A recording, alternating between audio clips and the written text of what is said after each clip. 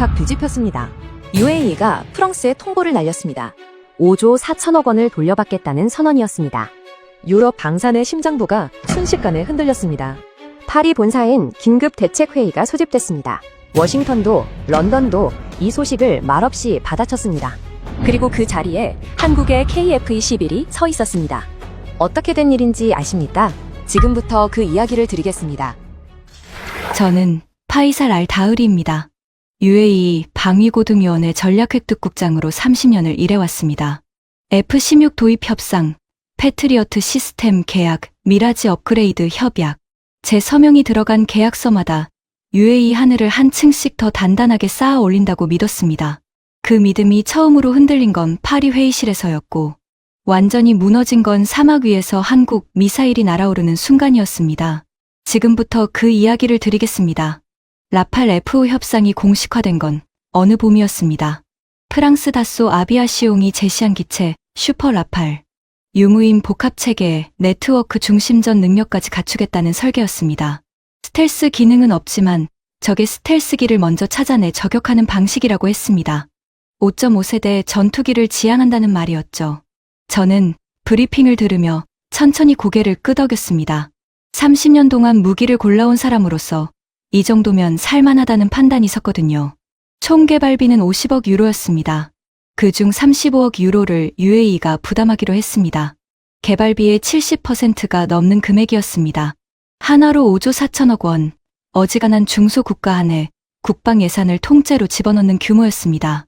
그렇지만 저는 개의치 않았습니다. 그만큼 내는 대신 그만큼 돌려받을 수 있다고 믿었거든요. 기술도, 운영권도, 자주권도 함께 30년 동안 그 방식으로 해왔습니다. 한 번도 의심하지 않고요. 협상 장소는 파리였습니다. 다소 아비아시옹 수출전략 부사장 르노 카스텔. 그 사람이 회의실 맞은편에 앉아 있었습니다. 은발에 절제된 슈트, 그리고 한 번도 무너지지 않는 미소. 저는 그런 사람을 이미 수없이 봐왔습니다. 말은 아끼면서도 원하는 건 반드시 챙겨가는 부류였죠. 웃으면서 계약서에 칼을 박는 종류의 사람이었습니다. 그날 회의실에는 커피향이 돌았습니다. 카스텔은 이번 협력에 기대가 매우 크다고 했습니다. 라팔 F5라면 UAE가 원하는 역량을 충분히 충족할 수 있을 것이라고도 했습니다. 목소리는 낮고 부드러웠습니다. 통역기 너머로 들어도 느낌이 왔습니다. 이 사람, 오늘 계약 가져가겠다고 이미 마음먹고 왔구나 하는 느낌이요. 그런데 문장 끝에 딱 한마디가 붙었습니다. 몇 가지 전제 조건이 있다는 것이었습니다. 조건. 협상에서 조건은 당연한 것이죠. 어느 계약서에나 조건은 붙습니다. 저는 크게 신경 쓰지 않았습니다. 늘 있어 오던 그 조건들이겠거니 하고 넘겼습니다. 30년 동안 수백 건의 계약을 다뤄온 사람이 조건 한마디에 긴장할 이유가 없었으니까요. 그게 첫 번째 실수였습니다. 회의가 끝나고 숙소로 돌아오는 차 안에서 저는 머릿속으로 계약 항목들을 정리하고 있었습니다. 30년 동안 몸에 밴 습관이었거든요. 기술 이전 범위, 운영 인력 교육 일정, 예비 부품 공급 계약, 항목들을 하나씩 넘기다가 손이 멈췄습니다. 카스텔이 말한 그 조건이 정확히 어디까지인지 구체적으로 듣지 못했다는 생각이 든 겁니다. 불안한 건 아니었습니다. 다만 조용히 마음 한켠이 걸렸습니다. 며칠 뒤였습니다. 참모 한 명이 제 집무실 문을 살며시 열고 들어왔습니다. 아무 말 없이 쪽지 한 장을 건넸습니다. 메모지였습니다. 잉크도 채 마르지 않은 글씨로 단 한 단어가 적혀 있었습니다. 한국. 저는 그 쪽지를 한참 들여다봤습니다. 한국이라니 지금 이 협상과 무슨 상관이 있다는 것인지 전혀 몰랐습니다. 몰랐기 때문에 서랍 속에 접어 넣었습니다. 그리고 잊어버렸습니다. 그 단어가 저에게 다시 돌아오는 데는 그리 오랜 시간이 걸리지 않았습니다. 그리고 그때는 잊을 수가 없었습니다. 다음 회의는 일주일 뒤였습니다. 이번에도 파리였습니다. 같은 회의실, 같은 자리, 같은 커피향이었습니다. 카스텔은 전주와 똑같은 미소로 앉아 있었습니다. 달라진 건 하나였습니다. 그의 앞에 놓인 서류 묶음이었습니다. 두껍더군요. 저는 그것을 보는 순간 이번엔 제대로 들어야겠다고 생각했습니다. 카스텔이 첫 장을 넘겼습니다. 기술 이전 범위에 관한 항목이었습니다. 라팔 F5의 핵심 시스템 가운데 UAE 측에 제공 가능한 것과 그렇지 않은 것을 명시한 목록이었습니다. 저는 통역을 기다리며 그 목록을 눈으로 먼저 훑었습니다. 항목이 두 칸으로 나뉘어 있었습니다. 제공 가능, 그리고 제공 불가. 두 칸의 비율을 보는 순간 손끝이 싸늘해지더군요. 제공 불가 쪽이 훨씬 길었습니다. 카스텔이 설명을 시작했습니다. 목소리는 여전히 낮고 차분했습니다. 마치 날씨 얘기를 하듯이요. 미션 컴퓨터 소스 코드는 이전이 불가하다고 했습니다. 전자광학 시스템 관련 기술도 마찬가지라고 했습니다. 그리고 한 가지를 덧붙였습니다. UAE가 자국산 미사일을 기체에 탑재하려면 매번 다소 측에 신청서를 제출하고 프랑스 정부 허가를 받아야 한다는 것이었습니다. 허가 비용은 별도라고 했습니다. 저는 잠깐 통역기를 귀에서 뗐습니다. 미사일 하나를 달 때마다 허가 한 장씩, 그리고 비용도 따로 5조 4천억 원을 내는 나라가 자기 전투기에 자기 미사일을 달기 위해 허가를 받아야 한다는 말이었습니다. 저는 그 문장을 머릿속에서 한 번 더 돌려봤습니다. 말이 안 됐습니다. 그런데 그 사람은 아무렇지도 않게 앉아 있었습니다. 전투기의 두뇌, 미션 컴퓨터. 이 코드가 없으면 어떻게 되는지 아시나요? UAE는 조종관만 잡을 수 있습니다. 어디로 날지는 우리가 정한다는 얘기입니다. 소프트웨어를 업데이트할 때도 다소 기술진이 들어와야 합니다. 레이더 운용 모드를 바꿀 때도, 무장 체계를 수정할 때도 마찬가지입니다. 그 모든 순간마다 프랑스의 손이 한 번씩 거쳐가는 구조였습니다. 저는 30년을 방산협상으로 먹고 살았습니다. 기술 보호 조항이 있다는 건 압니다. 어느 나라든 핵심 기술을 날 것으로 내놓지는 않죠. 그건 이해합니다. 그런데 이건 달랐습니다. 이건 기술 보호가 아니었습니다. 팔 때는 웃으면서 열쇠는 끝까지 자기들 손에 쥐는 방식이었습니다. 30년 동안 프랑스와 거래하면서 한 번도 그 구조를 정면으로 들여다본 적이 없었습니다. 당연한 것으로 받아들였거든요. 선진국 무기를 사면 그만큼 묶이는 것도 당연하다고요. 그 생각이 그날 처음으로 조금 흔들렸습니다. 카스텔은 계속 말했습니다. 자신들도 아쉽지만 이건 양보할 수 없는 원칙이라고 했습니다. 프랑스 정부와의 약속이기도 하고 기술 보안상 불가피한 결정이라고도 했습니다. 목소리는 진심처럼 들렸습니다. 눈빛도 흔들리지 않았습니다. 저는 그 눈빛을 오래 봤습니다. 뻔뻔하다는 생각이 들었습니다. 회의가 끝났습니다. 악수를 나눴습니다. 카스텔은 다음 회의 일정을 확인하겠다고 했습니다. 저는 고개를 끄덕이며 회의실 문을 나섰습니다. 복도를 걷는 동안 아무 말도 하지 않았습니다. 차에 탔습니다. 참모가 무언가 말을 꺼내려다 제 표정을 보고 멈췄습니다. 저도 굳이 말하지 않았습니다. 창밖으로 파리거리가 흘러갔습니다. 카페 테라스에 사람들이 앉아 있었습니다. 오후 햇살이 좋았습니다. 아무 일도 없다는 듯 세상은 잘 굴러가고 있었습니다. 저는 그날 서랍 속에 접어두었던 쪽지 한 장을 떠올렸습니다. 잉크도 채 마르지 않은 글씨로 단 한 단어가 적혀있던 그 메모지를요. 한국, 아부다비로 돌아온 건 이틀 뒤였습니다. 짐도 풀지 않고 집무실로 갔습니다. 책상 위에 협상 자료 묶음을 꺼내 펼쳤습니다. 파리에서 카스텔이 건넨 서류들이었습니다. 비행기 안에서도 한번 훑었지만 그땐 머리가 제대로 돌아가지 않았습니다. 이번엔 처음부터 다시 봤습니다. 한 줄씩, 천천히요. 첫 장은 기술 이전 항목이었습니다. 미션 컴퓨터 소스 코드, 제공 불가, 전자광학 시스템 기술, 제공 불가, 레이더 운용 알고리즘, 제공 불가. 항목을 넘길수록 제공 불가 줄이 쌓였습니다. 저는 그것들을 읽으면서 연필로 줄을 그었습니다. 줄이 쌓일수록 손에 힘이 들어갔습니다. 전투기 한 대를 이루는 핵심 기술을 크게 나눠보면 기체 구조와 엔진, 그리고 전자두뇌 세 가지입니다. 이 중에서 전자두뇌, 즉 미션 컴퓨터가 없으면 나머지 둘은 그냥 철 덩어리입니다. 라팔 F5가 아무리 빠르고 강해도 그 두뇌가 프랑스 손에 있으면 UAE가 실질적으로 소유한 건 껍데기뿐입니다. 그걸 5조 4천억 원을 내고 사는 겁니다. 다음 장을 넘겼습니다. 무장 통합 항목이었습니다. UAE가 자국산 미사일을 기체에 탑재하고자 할 경우 다소 측에 기술 검토 신청서를 제출하고 프랑스 정부 승인을 받아야 한다는 조항이었습니다. 처리 기간은 최소 6개월에서 최대 2년이었습니다. 승인 비용은 무장 종류와 통합 복잡도에 따라 별도 산정한다고 명시돼 있었습니다. 6개월에서 2년. 저는 그 숫자를 한 번 더 읽었습니다. 전쟁은 허가를 기다려주지 않습니다. 적이 국경을 넘는 순간 우리가 원하는 미사일을 달기 위해 파리에 신청서를 넣고 2년을 기다린다는 게 말이 됩니까? 그것도 우리 돈으로 산 우리 전투기예요. 말이 안 됩니다. 그런데 계약서에는 말이 되는 것처럼 적혀 있었습니다. 조용히, 정중하게요. 저는 커피를 마시러 일어났다가 다시 앉았습니다. 다음 장에는 소프트웨어 업데이트 항목이 있었습니다. 기체 운용 소프트웨어 업데이트 시 다소 공인 기술진이 현장에 동반해야 한다는 조항이었습니다. 독자 업데이트는 불가했습니다. 업데이트 주기와 내용도 다소 측이 결정하는 구조였습니다. UAE가 원하는 시점에 원하는 방식으로 시스템을 개선할 수 없다는 뜻이었습니다.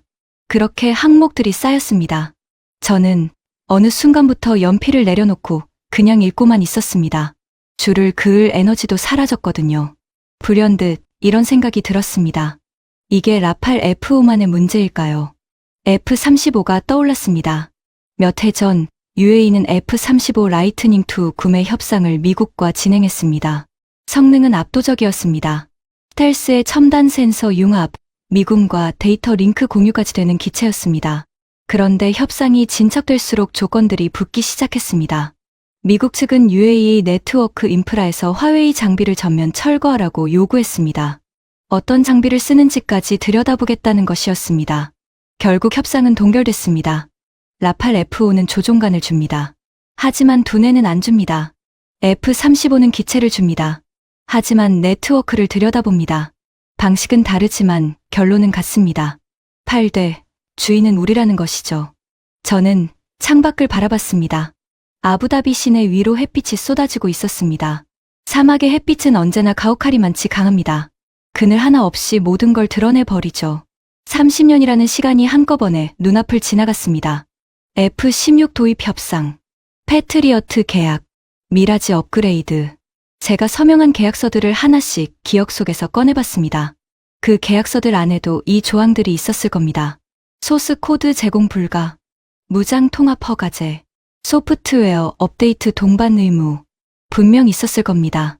그런데 저는 왜 그냥 넘겼던 걸까요? 당연한 거라고 받아들였거든요. 선진국 무기란 원래 그런 것이라고 생각했습니다. 세 장이 황금이면 세 장이 아닌 줄 알았던 겁니다. 파이살, 당신은 30년 동안 우리가 쌓아 올린다고 믿었습니다. 그런데 실제로는 우리가 갇혀 있었던 겁니다. 그것도 스스로 돈을 내고 지은 세 장 안에요. 책상 위에 서류 묶음을 닫았습니다. 연필을 내려놓고 잠시 눈을 감았습니다. 머릿속이 조용해지더군요. 그 고요함이 오히려 더 무거웠습니다. 그때였습니다. 서랍 안에서 그 쪽지가 생각났습니다. 한국. 이번엔 서랍을 열었습니다. 쪽지를 서랍에서 꺼낸 건 다음 날 아침이었습니다. 참모를 불러서 물었습니다. 이게 어디서 왔냐고요. 참모는 잠깐 머뭇거리더군요. 그러더니 말했습니다.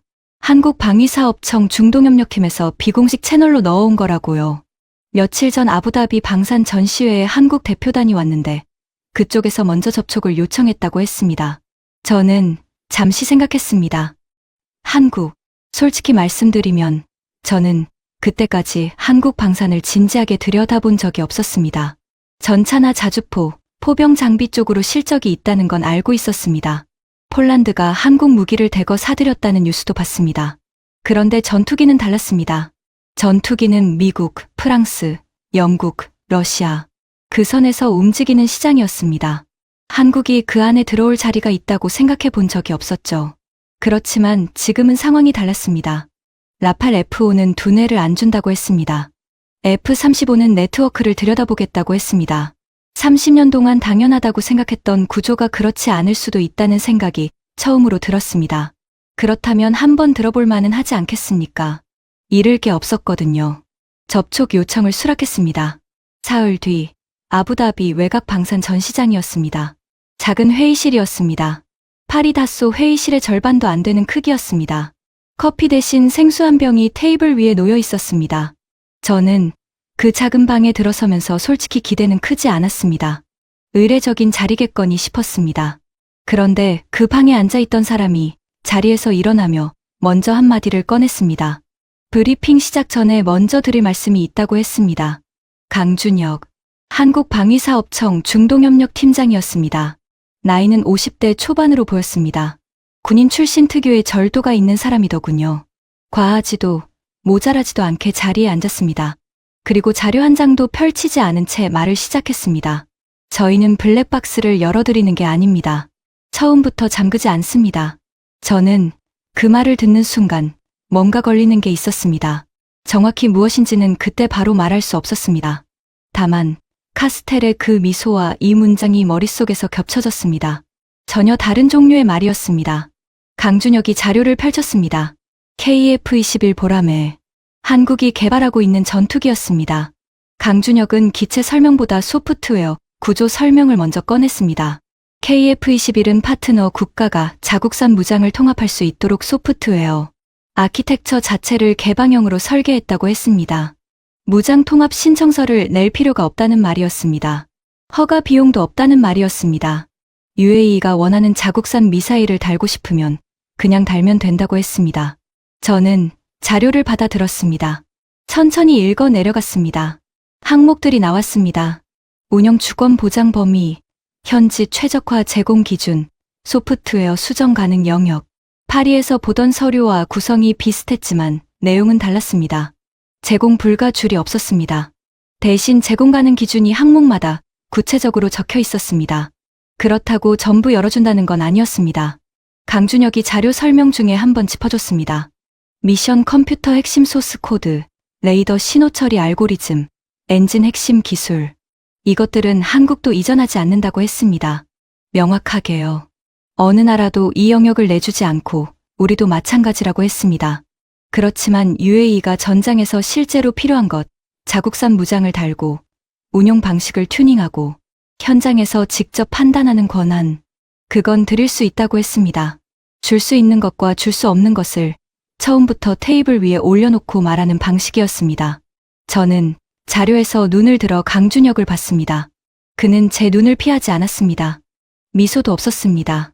그냥 거기 있었습니다. 그 담담함이 오히려 이상하게 무게감이 있더군요. UAE와 한국의 방산협력 규모가 350억 달러라는 건 이미 알고 있었습니다. 그 중에서 KF-21에 들어올 투자 규모를 놓고 방산 전문가들 사이에서 이미 22조 원 얘기가 나오고 있었습니다. 작은 숫자가 아니었습니다. 22조 원이면 중형 국가 안에 국방 예산 전체를 집어넣는 규모입니다. 그런 규모가 거론되는 데는 이유가 있다는 생각이 들었습니다. 강준혁이 브리핑을 끝냈습니다. 추가로 드릴 말씀은 없다고 했습니다. 파이살 국장이 필요하다고 판단하면 다음 단계로 진행하면 된다고 했습니다. 필요 없다고 판단해도 상관없다고 했습니다. 그리고 자리에서 일어났습니다. 악수를 청했습니다. 저는 악수를 하면서 생각했습니다. 이 사람 팔러 온 게 아니구나. 보여주러 온 거구나. 회의실을 나왔습니다. 아까 생수한 병은 아직 절반이나 남아 있었습니다. 저는 뚜껑을 닫아서 들고 나왔습니다. 왜 그랬는지는 모르겠습니다. 그냥 손이 갔습니다. 차 안에서 아까 받아든 자료를 다시 펼쳤습니다. 파리에서 받아온 서류는 비행기 안에서도 끝까지 읽지 못했습니다. 집중이 안 됐거든요. 읽다 보면 손이 멈추고 다시 읽다 보면 또 멈추는 시기였습니다. 그런데 이 자료는 달랐습니다. 처음부터 끝까지 손이 한 번도 멈추지 않았습니다.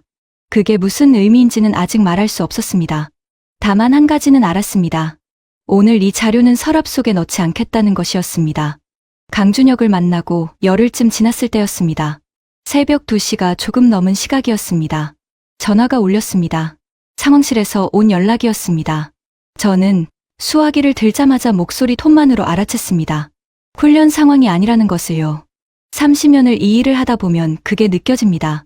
목소리의 무게가 다릅니다. 이란발 탄도미사일과 드론이 UAE 에너지 시설을 향해 날아오고 있다는 보고였습니다.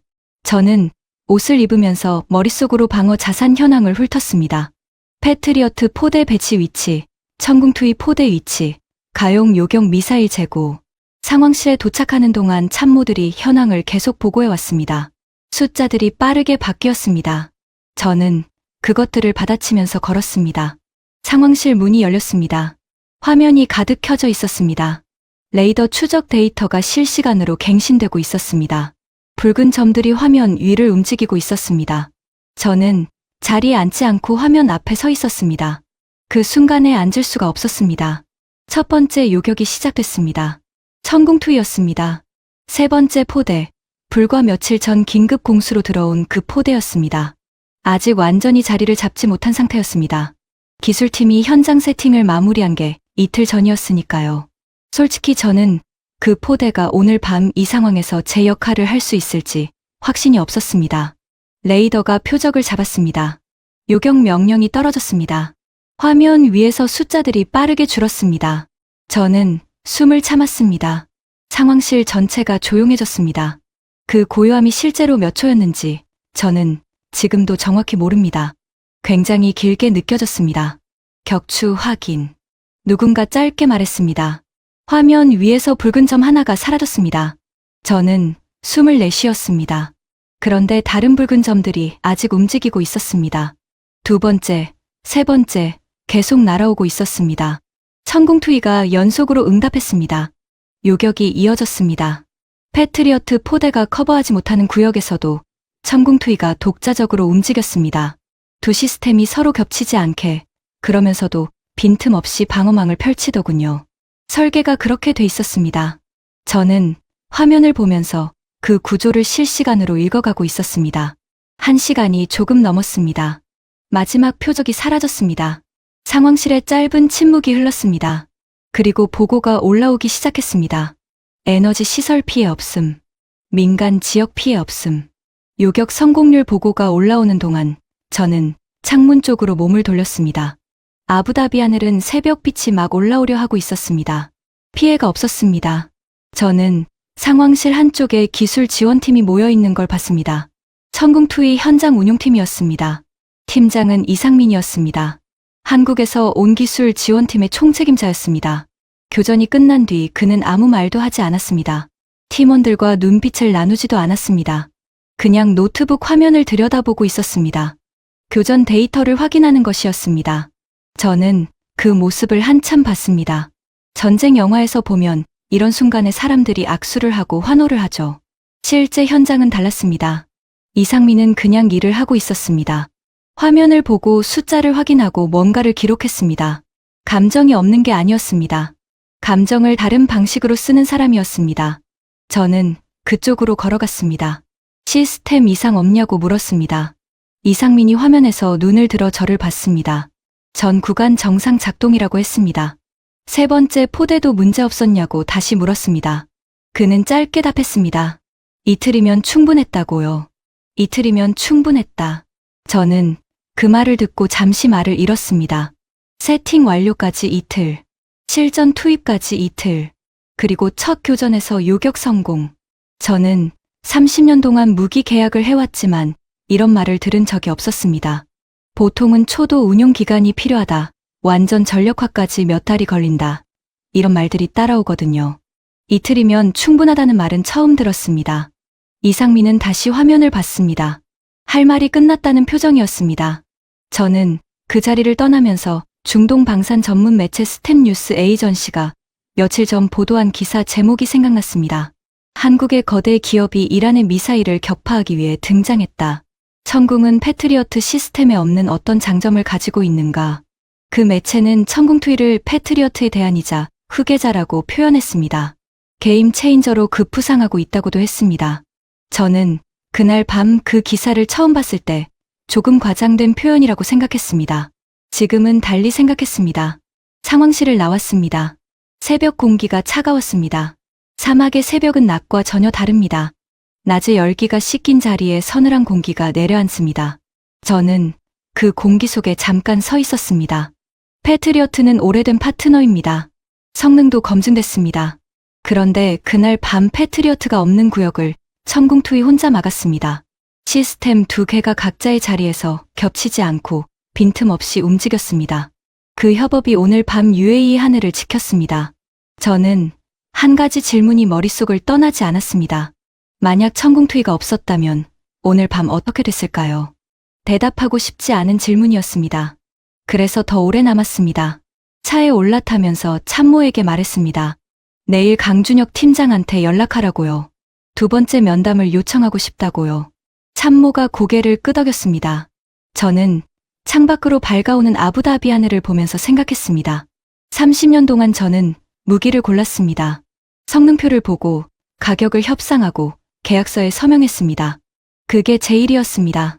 그런데 그날 밤 처음으로 성능표가 아니라 다른 무언가를 보고 있었습니다. 이상민의 그 뒷모습이었습니다.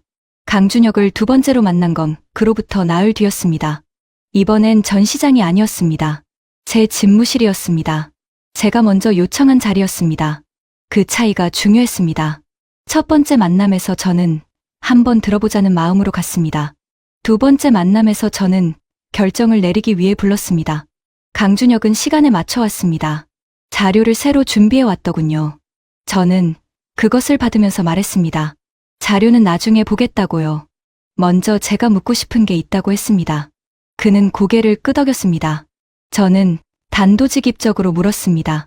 천궁투이 그날 밤 세 번째 포대가 이틀 세팅으로 실전에 투입됐는데 그게 원래 설계범위 아니냐고요.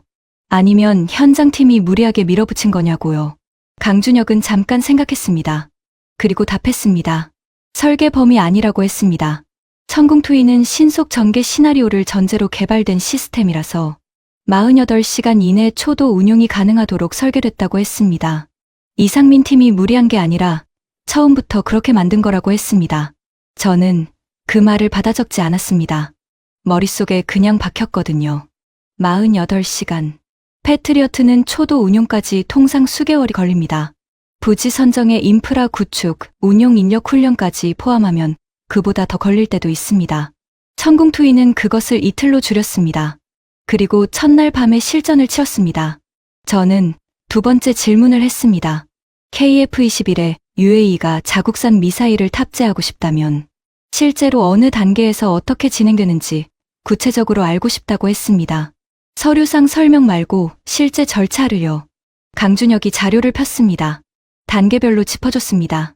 통합 요청서 제출, 기술 검토, 소프트웨어, 인터페이스 연동, 시험 평가, 실전 적용. 전 과정이 UAE와 공동으로 진행되는 구조였습니다. 다소처럼 프랑스 정부 허가를 받는 단계가 없었습니다. 승인 비용 항목도 없었습니다.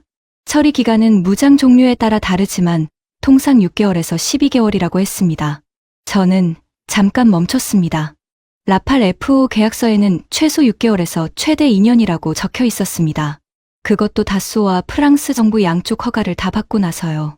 KF-21은 6개월에서 12개월, 허가 없이요. 같은 6개월이지만 전혀 다른 6개월이었습니다. 강준혁이 한 가지를 더 덧붙였습니다. UAE가 향후 독자 개발하는 무장 체계가 생기면 그것도 통합 검토를 함께 할 수 있다고 했습니다. 단, 그 경우엔 KF-21 핵심 인터페이스 규격을 공유해야 하는데 그건 협약을 통해 가능하다고 했습니다. 파트너십 구조였습니다. 갑을 구조가 아니었습니다. 저는 자료를 덮었습니다. 충분하다고 했습니다. 강준혁이 자리에서 일어났습니다. 이번에도 악수를 청했습니다. 저는 악수를 하면서 말했습니다. 좋은 자료였다고요. 그는 고개를 숙이고 나갔습니다. 집무실에 혼자 남았습니다. 한참을 그냥 앉아 있었습니다. 그러다 책상 서랍을 열었습니다. 파리에서 가져온 라팔 FO 계약 초안 서류를 꺼냈습니다. 그리고 그 옆에 강준혁이 두고 간 자료를 나란히 펼쳤습니다. 두 서류를 번갈아 봤습니다. 제공 불가, 제공 불가, 제공 불가. 그리고 그 옆에 제공 가능 기준 명시, 공동 진행, 파트너십 협약. 저는 그 두 장을 한참 들여다봤습니다. 말이 필요 없었습니다. 서류가 스스로 말하고 있었습니다. 그날 밤 저는 보고서를 쓰기 시작했습니다. 라팔 F5 개발 참여 철수 권고안이었습니다. 제 30년 커리어에서 이런 방향의 문서를 쓴 건 처음이었습니다. 서방 무기 체계에서 발을 빼는 권고안. 한 줄 한 줄 쓰면서 손이 멈출 것 같았습니다. 멈추지 않았습니다. 오히려 써 내려갈수록 문장이 선명해졌습니다. 기술 이전 불가, 조항의 구체적 항목들, 무장 통합 허가 구조의 문제점, F-35 협상 동결 경위, 그리고 KF-21과 천궁투이의 실제 운용 데이터. 저는 그것들을 하나씩 순서대로 적었습니다. 새벽 4시가 넘었을 때 보고서가 완성됐습니다. 저는 출력된 보고서를 한 번 더 읽었습니다. 틀린 문장이 없었습니다. 과장된 표현도 없었습니다. 30년을 이 일을 해온 사람이 팩트만 나열했을 뿐인데 그것만으로도 충분했습니다. 결론은 하나였습니다. 5조 4천억 원을 돌려받아야 한다는 것이었습니다. 술탄 알레아딘 장관이 보고서를 받은 건 이틀 뒤였습니다. UAE 우주 비행사 출신의 청소년부 장관을 겸임하고 있는 그가 방위 협력 사안에 이렇게 빠르게 움직인 건 이례적인 일이었습니다. 저는 그게 이 사안을 그만큼 크게 보고 있다는 뜻이라고 받아들였습니다. 발표는 나흘 뒤였습니다. 저는 발표 현장에 있었습니다. 술탄 장관이 발표문을 읽기 시작했습니다. 저는 그 문장들을 듣는 동안 보고서를 쓰던 그 새벽이 떠올랐습니다. 이것은 철수가 아니라 게임의 규칙을 다시 그리는 것이라고 했습니다. UAE는 라팔 F5 전투기 구매 자금 조달 계획을 중단하고 F-35 라이트닝 E 전투기 구매 계약을 동결한다고 했습니다. 우리는 제안에 대한 대가를 지불하지 않을 것이라고도 했습니다. 완전한 주권을 보장하지 않는 프로젝트에는 자금을 지원하지 않겠다고 선언했습니다. 그리고 마지막 문장이었습니다. 대안은 있습니다. 한국의 KF-21 보람의 전투기를 우리 이익을 존중하고 일방적인 지시가 없는 조건으로 도입하는 것입니다. 저는 그 문장을 들으면서 숨을 한번 고르게 내쉬었습니다. 눈을 깜빡이지 않았습니다. 그냥 정면을 봤습니다. 며칠 뒤 아부다비 안에서 이 발표를 두고 여러 말들이 돌았습니다. 어떤 쪽에서는 동맹 파기 쇼크라는 말을 썼습니다. 자극적인 표현이었습니다. 저는 그 말을 들을 때마다 속으로 고개를 저었습니다. 우리가 파기한 동맹은 없었습니다. 파기할 동맹 자체가 처음부터 없었던 거니까요. 동맹이란 서로의 이익을 존중할 때 성립하는 것입니다. 조종관만 주고 열쇠를 쥐는 구조는 동맹이 아닙니다. 거래입니다. 그것도 한쪽만 유리한 거래입니다. 우리가 발표한 건 그 거래에서 나오겠다는 선언이었습니다.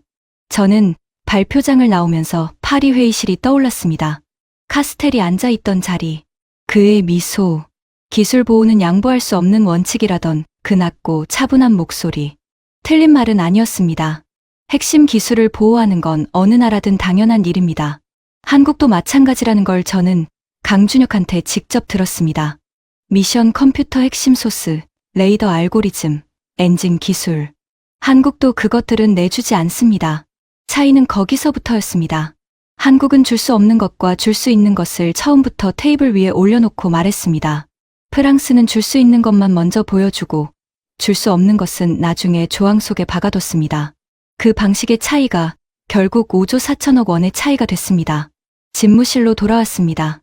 책상 위에 라팔 F5 계약 초안 서류가 아직 있었습니다. 저는 그것을 집어들고 파쇄함에 넣었습니다. 소리가 났습니다. 그 소리가 생각보다 시원했습니다. 30년이 지나는 데는 몇 초가 걸리지 않았습니다. 발표가 나고 사흘이 지났을 때였습니다. 참모가 집무실 문을 두드렸습니다. 프랑스 대통령실에서 아부다비 방문 일정을 타진해 왔다는 보고였습니다. 마크롱 대통령이 직접 오겠다는 것이었습니다. 저는 보고를 받으면서 잠깐 창밖을 봤습니다. 그리고 고개를 끄덕였습니다. 예상했던 일이었거든요. 마크롱이 온다는 소식이 발표되자 여러 분석들이 나왔습니다. 표면적으로는 인공지능 협력, 우주 개발, 원자력 에너지, 그럴듯한 의제들이었습니다.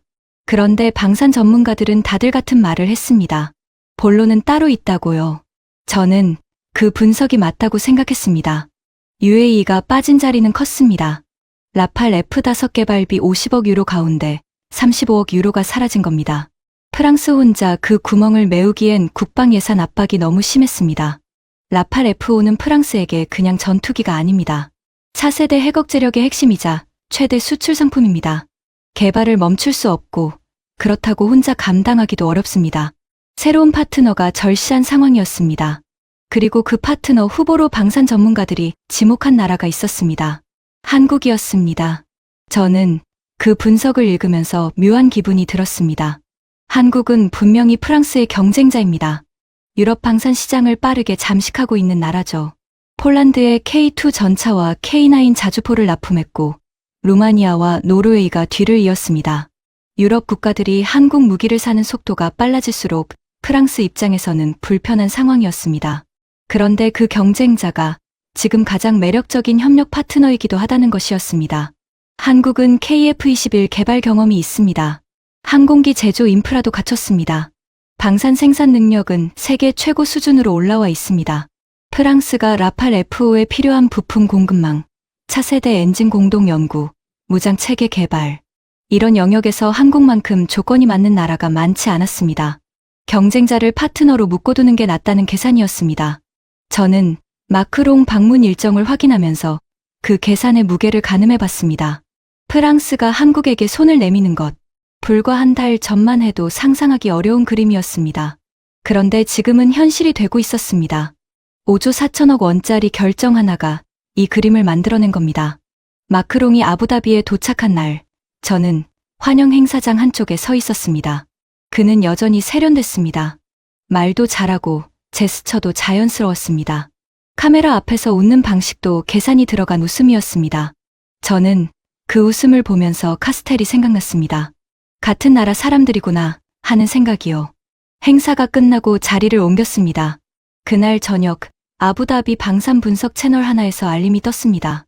중동 지역 방산 전문 미디어였는데 이번 마크롱 방문의 이면을 분석한 기사였습니다. 저는 그 기사를 읽으면서 멈추는 부분이 있었습니다. 한국이 지금 이 방정식의 중심에 있다는 문장이었습니다. 경쟁자이자 파트너이자 중동의 새로운 방산 기준점이 되어가고 있다는 내용이었습니다. 기준점. 저는 그 단어를 한 번 더 읽었습니다. 다음 날이었습니다. 중동 지역 유력 방송 알가드 TV에서 특집 대담이 방송됐습니다. 주제는 중동판 나토 구상이었습니다. 패널들이 중동 지역 집단 방위 체계의 필요성을 논의하는 자리였는데 저는 그 방송을 집무실에서 켜두고 보고서를 검토하고 있었습니다. 그런데 화면에서 나온 말에 손이 멈췄습니다. 패널 한 명이 말하고 있었습니다. 만약 사드나 패트리어트 시스템을 보유하고 있다고 해도 이스라엘에서 보듯 소모되는 상황이 발생할 수 있다고 했습니다. 수많은 미사일과 드론 공세를 모든 방어 시스템이 다 막아낼 수는 없다고도 했습니다. 따라서 대규모 무기 공격을 받았을 때의 최악의 시나리오까지 계산에 넣어야 한다고 했습니다. 저는 보고서에서 눈을 들어 화면을 봤습니다. 패널이 계속 말했습니다. 국지 방어, 국가 방어, 야전 방어, 전략 방어. 이 층위들이 서로 교차하는 다층적 방어 체계가 필요하다고 했습니다. 인공지능과 사이버 영역까지 포함해서요. 그리고 그 체계를 함께 구축할 파트너가 필요하다고 했습니다. 다음 문장이었습니다. 오늘날 우리는 대한민국이 이번 위기에 대처하는 데 있어 매우 높은 수준의 긍정적인 역할을 하고 있는 것에 대해 이야기하고 있다고 했습니다. 중동판 나토를 구성할 때 반드시 걸프 국가들에만 한정될 필요가 없으며 한국이 참여해야 할 국가라고 명시했습니다. 한국. 저는 리모컨을 내려놨습니다. 중동 지역 유력 방송이 자기네 집단 방위 체계에 한국을 넣어야 한다고 말하고 있었습니다. 오커스가 있고 쿼드가 있고 나토가 있는 것처럼 중동에도 그런 틀이 필요하다고요. 그리고 그 틀 안에 한국을 넣어야 한다고요. 저는 그 장면을 보면서 생각했습니다.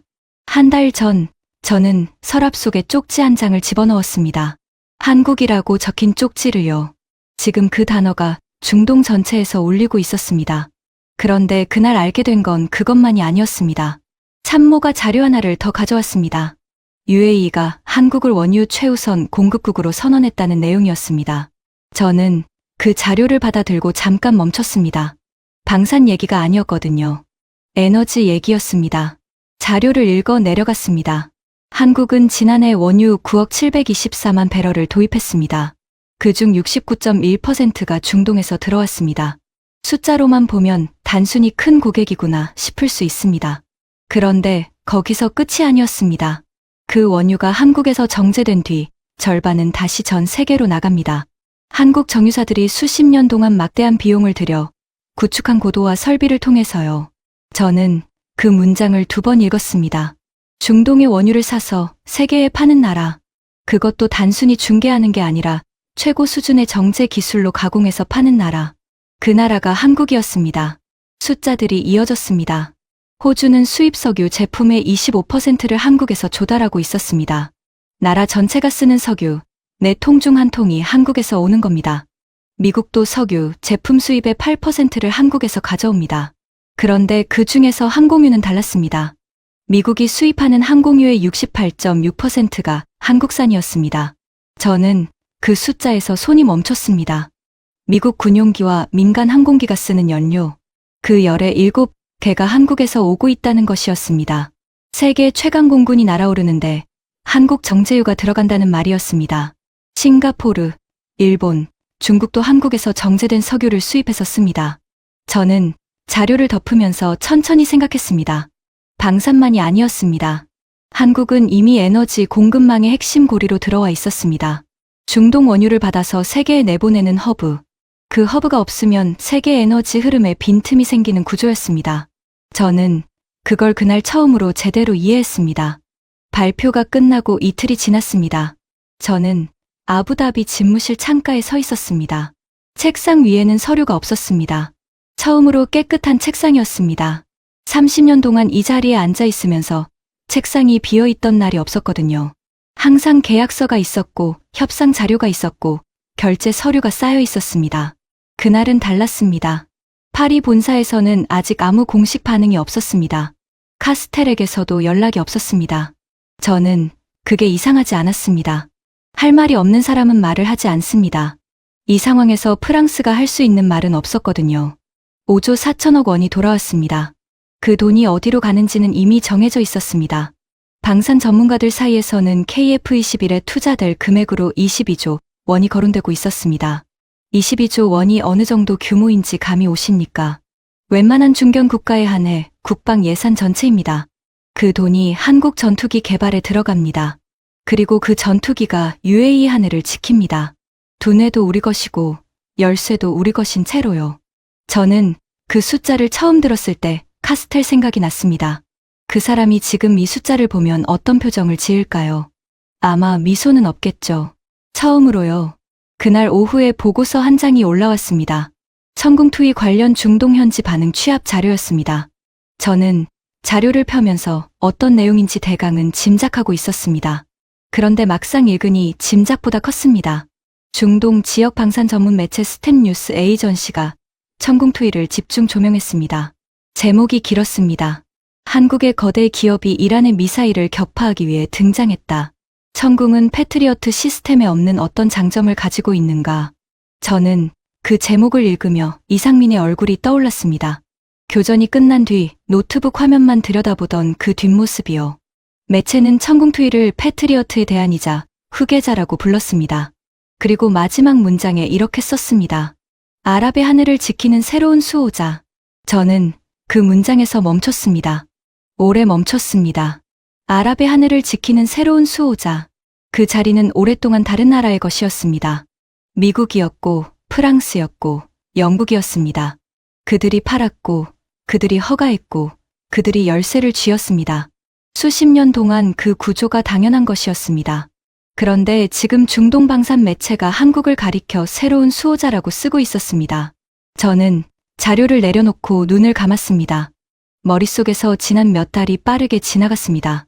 파리 회의실, 카스텔의 미소, 제공 불가 항목들이 줄줄이 이어지던 그 서류, 새벽 2시 상황실, 화면 위를 움직이던 붉은 점들, 이상민의 뒷모습, 강준혁의 담담한 눈빛, 술탄 장관의 발표, 파쇄함 소리, 그리고 지금 이 문장.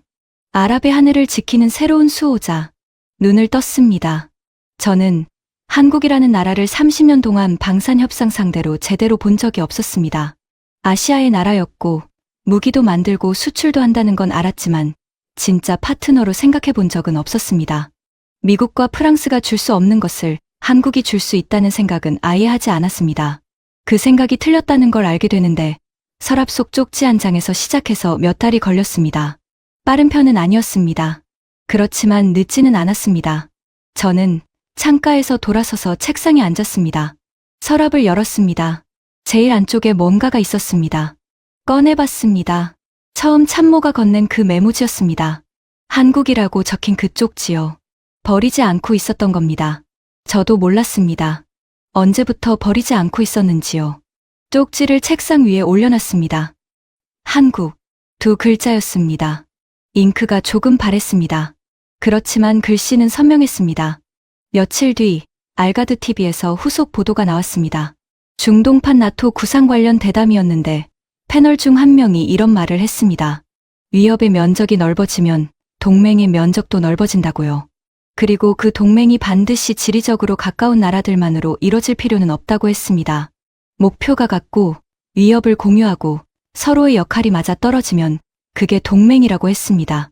저는 그 말을 들으면서 고개를 끄덕였습니다. 한국은 지금 UAE와 목표가 같습니다. 외부 위협으로부터 자국을 지킨다는 목표요. 위협도 공유하고 있습니다. 중동의 불안정이 에너지를 통해 한국에도 영향을 미치고 한국의 공급망이 흔들리면 중동 원유의 출구가 막힙니다. 그리고 역할이 맞아 떨어집니다. 한국이 무기를 만들고 기술을 열어주면 UAE는 그것으로 하늘을 지킵니다. 동맹이었습니다. 조약서 한 장 없이도요. 사우디아라비아와 UAE가 한국산 방공 시스템에 러브콜을 보내고 있다는 보도가 잇따랐습니다. 천궁투이가 실전에서 보여준 것이 중동 전역에 빠르게 퍼졌거든요. 한 나라가 관심을 보이면 옆 나라가 따라보는 게 방산 시장의 특성입니다. 지금 그 시선이 한 방향을 향하고 있었습니다. 한국이었습니다. 저는 30년 동안 무기를 골랐습니다. 언제나 서쪽을 봤습니다. 미국, 프랑스, 영국, 독일. 선진국 무기가 고 좋은 무기라는 공식이 머릿속에 박혀 있었습니다. 그 공식이 흔들린 건 라팔 F5 계약서의 제공 불가 항목들 때문이 아니었습니다. 새벽 2시 상황실에서 이상민의 뒷모습을 봤을 때였습니다. 말 한마디 없이 화면을 들여다보던 그 모습에서 저는 30년 동안 한 번도 본 적 없는 종류의 신뢰를 받습니다. 팔려고 온 게 아니라 지키려고 온 사람의 뒷모습이었습니다.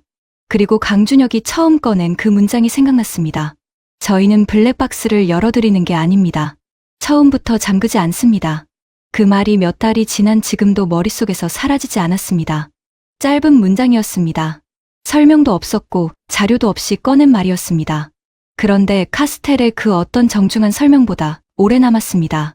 말이 오래 남는 데는 이유가 있습니다. 진심이 들어간 말이기 때문입니다. 저는 책상 위에 올려놓은 쪽지를 다시 봤습니다. 한국, 참모가 처음 이 쪽지를 건넸을 때 저는 이게 무슨 상관이냐고 생각하며 서랍 속에 넣었습니다. 지금은 책상 위에 있었습니다. 앞으로는 서랍 속에 넣지 않을 겁니다. 30년 동안 저는 잘못된 방향을 당연하게 봤습니다. 황금 3장을 안전한 것이라고 믿었습니다. 열쇠를 남에게 맡기는 게 거래의 조건이라고 생각했습니다. 그 생각을 바꾸는데 몇 달이 걸렸습니다. 늦었다고 생각하지 않습니다. 지금 이 방정식을 이해하지 못하는 나라들이 있습니다. 미래에는 이해하게 될 겁니다. 술탄 장관이 발표 자리에서 한 말이었습니다. 저는 그 말이 틀리지 않는다고 생각합니다. 아랍의 하늘을 지키는 새로운 수호자, 스텝뉴스 에이전시가 한국을 그렇게 불렀습니다. 저는 그 문장을 읽으며 이런 생각을 했습니다. 수호자는 강한 나라가 아닙니다. 신뢰할 수 있는 나라입니다. 힘이 있어도 열쇠를 혼자 쥐는 나라는 수호자가 아닙니다. 같은 방향을 보면서 상대의 하늘을 함께 지키는 나라가 수호자입니다. 한국이 지금 그 자리에 서 있었습니다. 저는 창밖을 봤습니다. 아부다비 하늘이 맑았습니다. 사막의 하늘은 구름이 없을 때 끝이 보이지 않을 만큼 높습니다. 파랗다는 말로는 부족한 색입니다. 저는 그 하늘을 올려다보며 생각했습니다. 저 하늘을 지금 누가 지키고 있는가? 그리고 조용히 웃었습니다. 처음으로요. 지금까지 대한민국의 감동을 전하는 감동 너구리였습니다. 오늘 파이살의 이야기 어떠셨습니까? 30년 동안 서방만 바라보던 사람이 새벽 2시 상황실에서 방향을 바꾸는 데는 이상민의 뒷모습 하나로 충분했습니다. 기술은 스펙이 아닙니다. 신뢰입니다. 그리고 한국은 지금 그 신뢰를 사막 한가운데서 쌓고 있습니다. 다음 영상에서 더 재미있고 감동적인 대한민국의 이야기로 찾아뵙겠습니다. 선배님들 좋은 하루 되세요.